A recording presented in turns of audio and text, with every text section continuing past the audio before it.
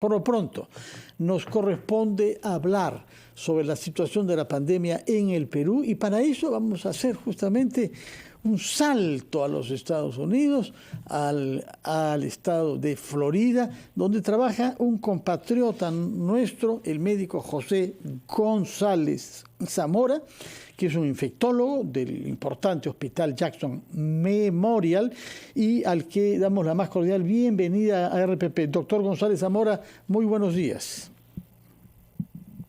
Buenos días, muchas gracias por la invitación. Bueno, en esta oportunidad la ola de infecciones en Estados Unidos coincide, grosso modo, con la del Perú, lo que no ha sido el caso antes. Ustedes han batido récords, más de 1 millón de casos de infecciones por día, más de 1 millón por día. Y bueno, están como nosotros tratando de vacunar cada vez a más gente. Me parece que el promedio de vacunación en el Perú es en este momento superior al de los Estados Unidos.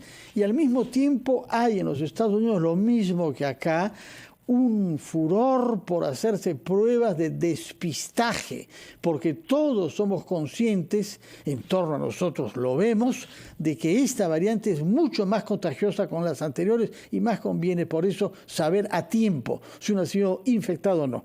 Quiero que nos explique entonces qué se está previendo en Estados Unidos como evolución del pico actual para las próximas semanas y eventualmente meses. Sí, lamentablemente creemos que esta ola de la variante Omicron podría durar de 3 a 4 semanas. Y lamentablemente se espera que los casos continúen incrementándose, consiguientemente también las hospitalizaciones. Que dicho sea de paso, ha superado también el nivel que fue descrito para la variante Delta. Al momento la mortalidad se mantiene como un indicador muy bajo, pero esto también hay que evaluarlo en las próximas 3 a 4 semanas, dado la evolución clínica de esta enfermedad. Lo que se está previendo también, justamente en base a este contexto, es que necesitaríamos mucho más pruebas para hacer el despistaje adecuado para las personas también que son necesarias para realizar la cuarentena o el aislamiento según sea el caso. Y para ello el gobierno federal está suministrando muchas pruebas, aproximadamente 500 millones es el plan que tiene el presidente Biden para las próximas semanas, y principalmente pruebas caseras, para tener un despistaje adecuado. Esto ayudaría muchísimo a las medidas de aislamiento y de cuarentena que tenemos aquí en Estados Unidos. También a nivel local, en Florida, se está poniendo énfasis en los tratamientos para personas ambulatorias, pero de alto riesgo, con alto riesgo de progresión clínica. Y me refiero a los anticuerpos monoclonales que está siendo promovido por el gobierno estatal. Al momento tenemos muchos de ellos y lamentablemente por esta ola de casos también están escaseando estos tratamientos, así que necesitamos un mayor suministro, se está trabajando en ello. Bueno, doctor, entonces hemos escuchado varias cosas, quisiera ir una por una. En primer lugar, el ofrecimiento del gobierno de Joe Biden de poner a la disposición de los ciudadanos gratuitamente 500 millones de pruebas de despistaje. Y nos ha dicho que principalmente pruebas caseras, es decir, las que uno se aplica uno mismo en su casa, es decir, compra una serie de pruebas y cada día puede irse haciendo para saber si está contagiado o no. ¿Cuándo van a estar disponibles estas 500 millones? Porque nos habla usted de un pico que podría terminar a fin de mes, 3 semanas o unos días más. De manera que las pruebas tienen que estar ya, para que la gente se las pueda aplicar ya. No es una cosa que puede esperar. Exacto, y eso fue discutido también en la reunión de la CDC que ocurrió el día de ayer, y se espera que estas pruebas estén disponibles para el público en general la próxima semana. Así que estamos a la expectativa de ello. De acuerdo. ¿Y estas pruebas de autoaplicación son fáciles de usar? ¿Cree usted que la mayor parte de los ciudadanos podría adoptar esta manera de hacerse las pruebas justamente para no aglomerar los centros de salud? Sí, estas pruebas ya se vienen utilizando de hace un buen tiempo y me parece que la población ha respondido muy bien. Son de fácil uso y tienen instrucciones específicas en cada kit de pruebas. Así que me parece que sería una medida muy adecuada. Y estamos hablando de pruebas de antígeno, no de las pruebas moleculares PCR. Exacto, las pruebas caseras son principalmente de pruebas de antígeno. Pese a que son menos seguras, me parece que su tasa de confiabilidad es un poquito más baja que las pruebas moleculares, ¿no? existe una sensibilidad más baja si se compara con las pruebas de PCR, pero definitivamente son de mucha ayuda, sobre todo en épocas de pandemia, en donde queremos saber exactamente quiénes están infectados y tomar las precauciones debidas. Claro, ninguna prueba es 100% segura, es 100% sensible, así que tenemos también que reforzar este concepto que si las personas tienen síntomas compatibles y la prueba sale negativa, la prueba de antígeno sale negativa, o en definitiva no tienen acceso a las pruebas, asumir que esta persona tenga coronavirus hasta demostrarse lo contrario, y para lo cual se recomienda tomar las medidas de aislamiento pertinentes. De acuerdo, se recomienda, dice usted, porque hay algunos estados como aquel en el que usted vive, Florida, que son bien reticentes a las prohibiciones y las obligaciones, ¿no? Pero de todas maneras, algunas están implementándose. Cuéntenos, por favor, qué medidas nuevas se está aplicando ahora en Florida, habida cuenta de que hay un contagio, como nos ha dicho usted, superior al de las otras dos olas y que la tasa de hospitalizaciones también aparentemente puede ser más alta que en las otras dos olas que sin embargo fueron más mortíferas, ¿no? Sí, en realidad no existen muchas restricciones aquí en el estado de Florida. Como sabemos, es un estado que está contrario a las políticas recomendadas por la CDC. Bueno, no con todas, pero yo diría con muchas que tienen mayor impacto, tal vez en el contagio comunitario. Pero lo que sí se ha adoptado es el uso obligatorio de las mascarillas en edificios federales. En este sentido, las personas no pueden ingresar sin mascarilla. Y también, bueno, tenemos esta recomendación de parte de los expertos de que la mascarilla debería utilizarse en cualquier espacio cerrado, porque sabemos que en estos espacios se promueve mayor contagio. En cuestión de cerrar locales o de repente confinamiento, esto no viene siendo considerado por el Estado y al momento no se ve como necesario. Bueno, nos va a explicar después de una breve pausa, por favor, cuánto caso se hace a estas recomendaciones de los expertos de la CDC, puesto que nos ha dicho que ni siquiera la mascarilla es de uso obligatorio, excepto en los locales federales, que son en realidad poquitos, ¿no? Y uno no tiene necesidad de ir a ellos con mucha frecuencia. Nos explicará entonces cuánto caso se hacen a estas recomendaciones científicas en el estado en el que usted vive, que es Florida, donde está la gran capital, donde hay muchísimos latinoamericanos, como es Miami.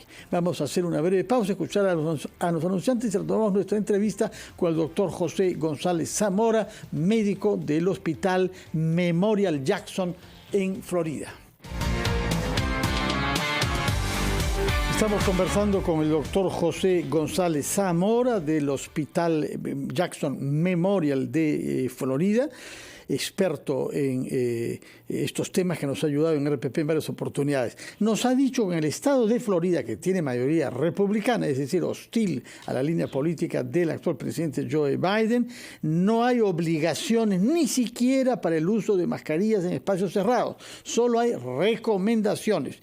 Entonces quería saber cuánto se toma en cuenta estas recomendaciones. Si uno va a los almacenes, a los centros comerciales en Miami, por ejemplo, o las otras ciudades de Florida, ¿la gente usa mascarilla o no? Sí, bueno, hay que recordar también que en los espacios, en el transporte público también está siendo obligatorio el uso de la mascarilla. Sin embargo, en otros espacios, de repente si visitamos South Beach o Downtown Miami, no, la gente no está utilizando la mascarilla en espacios cerrados y creemos que esto es un error. Definitivamente estamos recomendando el uso de ella. Las medidas de mitigación deberían estar establecidas, sobre todo en esta época de incremento de los contagios. Así que a pesar de que no tenemos esta política de salud pública implementada de forma obligatoria, desde el punto de vista de la ciencia lo creemos muy necesario. Nos ha dicho que en general se prevé que la tasa de mortalidad o de cuadros graves con síntomas peligrosos sea muy baja en esta tercera ola, pero que sin embargo, para pacientes a riesgo que tienen otras patologías, se están distribuyendo medicamentos, y usted mencionó específicamente el caso de los anticuerpos monoclonales. Explíquenos, por favor, cuánta eficacia tienen estos medicamentos que en el Perú no se vienen usando todavía. Sí, y hay que mencionar que no es el único medicamento que se viene utilizando para personas con cuadros leves y moderados de alto riesgo. Los anticuerpos monoclonales, y tenemos muchos de ellos, tienen aproximadamente un 70% de eficacia para reducir la mortalidad y las hospitalizaciones en pacientes de riesgo. Tenemos 4 de ellos. Tenemos el Regeneron, Lilly, Sotrovimab y los anticuerpos de Evusheld, desarrollado por la compañía AstraZeneca. Lamentablemente, también el desarrollo de la variante Omicron ha impactado en la eficacia de este tratamiento con anticuerpos monoclonales. Pero creemos que al menos el anticuerpo monoclonal de Sotrovimab y el Evusheld permanecen activos frente a esta nueva variante. Lo que creemos es que esto podría crear un impacto muy positivo justamente para evitar que los hospitales colapsen. De todas maneras, a pesar de tener un suministro hospitalario muy alto, podría haber el riesgo de colapso del hospital y en caso mantienen esta tasa muy alta de contagios. Creo que este tratamiento podría impactar en ese sentido de manera muy positiva. ¿Cuál es la tasa de la población vacunada con las 3 dosis en Florida o en Miami? Con 3 dosis todavía es una población de un porcentaje minoritario. Si hablamos aquí en el estado de Florida, aproximadamente un 30% de las personas tienen la dosis de refuerzo. Y la vacunación completa, que hasta ahora está estipulando que son 2 dosis de Pfizer o Moderna o una dosis de Johnson & Johnson, aproximadamente un 63% de la población. 63%. Hay que comprender que todavía tenemos... Sí, perdón. Adelante, doctor. Sí, con estas cifras lamentablemente tenemos una gran población que todavía no se ha vacunado y es esta población que está en riesgo de desarrollar síntomas, de complicarse y también de fallecer por coronavirus. Así que siempre invocamos que la vacunación, que las personas se vacunen porque ha mostrado ser la medida más efectiva para disminuir tanto la mortalidad como los cuadros severos atribuidos a Omicron. ¿Y cómo se explica que en Florida, que es un estado rico de los Estados Unidos, haya una tasa de vacunados con 2 dosis 63 muy inferior a la que hay en el Perú? Acá hemos superado el 80%. ¿Cómo explica usted? ¿Es el comportamiento de la gente? ¿Es prejuicios o hay alguna negligencia en la política de vacunación? No, yo creo que la política de vacunación se está implementando de una manera muy adecuada. Tenemos vacunas disponibles para toda la población, incluso muchísimas más de las que necesitamos. Lamentablemente existe un pensamiento antivacuna muy fuerte aquí en Florida y esto hace que no podamos alcanzar los objetivos necesarios. Hay que destacar que aquí en el estado de Florida y acá en Estados Unidos la vacunación es iniciada a partir de los 5 años. Y a pesar de eso tenemos todavía una tasa de vacunación muy baja. Yo espero sinceramente que esto cambie para beneficio de todos, pero si tuviésemos que dar alguna explicación detallada de por qué está ocurriendo, personalmente no lo entiendo y espero que cambie. Pero estos prejuicios contra la vacuna, contra el coronavirus, existen también y se aplican también para otras vacunas que se aplican acá generalizadamente a los niños en el Perú, es decir, contra el sarampión, en fin, contra el polio y contra todas las otras enfermedades infecciosas que hemos logrado controlar en el Perú, como usted sabe.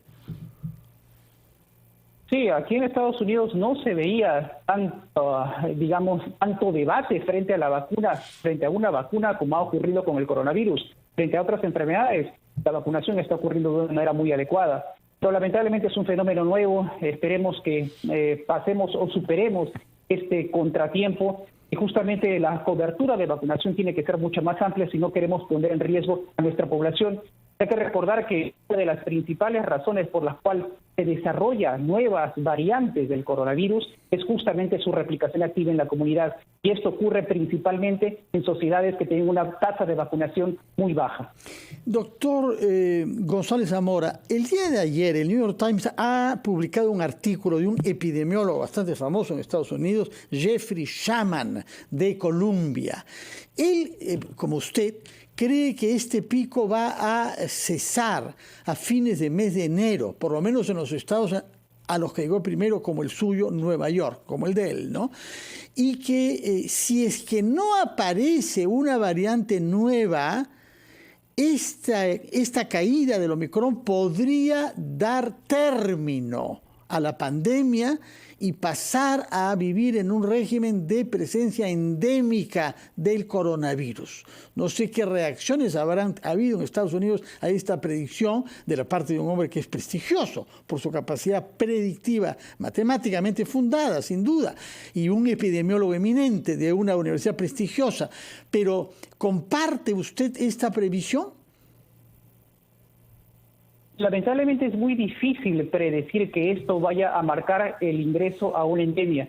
Sin embargo, existen algunas características del Omicron que hacen pensar que posiblemente esta transición sea factible con esta nueva variante, justamente porque es más transmisible y la tasa de mortalidad o la tasa de severidad se presenta como mucho menor. Pero hay que recordar que endemia es la presencia constante del virus en la comunidad con un porcentaje menor de infección y que no distorsionen el sistema hospitalario. Si analizamos todas estas características, al momento no las estamos viendo aquí en Estados Unidos. Y para que sea una transición adecuada de pandemia a endemia, esto tiene que ser lento. De lo contrario, los sistemas hospitalarios están en riesgo de inminente colapso. Así que a pesar de que podría ser de repente Omicron la variante que nos lleve a la endemia, esta transición debería hacerse de una manera muy lenta. De lo contrario, podrían causar un impacto muy negativo en la población, en la salud de la población. El doctor Shaman, en su artículo de ayer, se basa mucho en el precedente sudafricano. Pero han habido críticos que sostienen que la realidad epidemiológica en África del Sur tiene variaciones. Por ejemplo, el promedio de edad, mucho más bajo en Sudáfrica. ¿Usted cree que el modelo, es decir, qué explica que en Sudáfrica haya habido un pico tan rápido y acentuado del Omicron, con las mismas características que en el Perú o en Estados Unidos, es decir, rápido contagio, pero poca mortalidad, y luego bajó hasta límites muy por debajo de las otras dos olas? Sí, en Sudáfrica yo creo que se agruparon muchos factores. Uno de ellos es que estaban saliendo de una ola de la variante Delta y muchas de las personas tenían cierta inmunidad que no es completa frente a la variante Omicron, pero sí se puede producir una protección al menos parcial contra esta nueva variante. Y también el hecho de que menos del 5% de las personas en Sudáfrica son mayores de 65 años. Esto hace que las personas que tienen coronavirus estén asociadas a una presentación más leve justamente por las características sociodemográficas de esta población. Bueno, lamentablemente no podemos extrapolar todos los datos de Sudáfrica a Estados Unidos, en el cual tenemos una población más longeva, con mayores comorbilidades y lamentablemente una población que no está vacunando en una velocidad adecuada. Así que estos datos esperemos que repliquen lo que pasó en Sudáfrica, pero esto hay que analizarlo día a día. Como usted sabe, acá en el Perú, su país natal, ha habido una polémica respecto de lo que se debe hacer con las playas de nuestro litoral, en Lima, pero en fin, en las otras ciudades que usted conoce. Y incluso se prohibió el uso de todas las playas durante el día 31 de diciembre y el 1 de enero. Esto, me imagino, es impensable en Florida, que es el estado de las playas por excelencia y cuyo turismo, que es tan importante, depende de las playas y del sol que hay todo el año entre ustedes, con el agua cálida, ¿no?, que tienen en su mar. Exacto, aquí las playas han permanecido abiertas durante el transcurso de la pandemia. No creemos que sea necesario el cierre de espacios abiertos justamente porque la posibilidad de transmisión de coronavirus es mínima o casi nula en estos espacios. Así que yo creo que esto, tal vez el cierre de las playas en Perú se debió a otros factores, porque sabemos que no solamente se trata de abrir las playas, sino también tener cierto control. Pero si las personas van a ir en grupos muy numerosos y bueno, y utilizan el transporte público también para llegar a las playas en grupos numerosos y sin tener en cuenta las medidas de protección, como por ejemplo el uso de la mascarilla, es ahí en este proceso de llegar a las playas es donde se podría producir mayores contagios. Yo creo que todas las medidas tienen que aplicarse de acuerdo al contexto de cada país. Pero si aplicamos los conceptos que hemos aprendido aquí en Florida, no vemos necesario el cierre de las playas. Muchas gracias, doctor González Zamora. Recuerdo que usted es un médico infectólogo del Jackson Memorial Hospital de Florida y nos ha explicado lo que se hace en el país en el que usted vive, pero también nos ha dado punto de vista sobre lo que estamos haciendo acá, en donde, como nos ha hecho saber, la tasa de la vacunación es más elevada que en Florida, más elevada en general que el promedio en los Estados Unidos, pero naturalmente actualmente disponemos de muchos menos recursos en materia de pruebas, por lo pronto, para despistar, y en materia de medicamentos para curar casos que puedan representar alguna gravedad. Muchas gracias y que tenga un feliz sábado. Gracias por su presencia en RPP y por su amabilidad para poner su ciencia y su conocimiento al servicio de los televidentes y radioyentes peruanos. Ha sido el doctor González Zamora desde Miami. Vamos a hacer una pausa, después de la cual hablaremos de otros fenómenos, esta vez naturales, desastres naturales y sistemas de alerta temprana.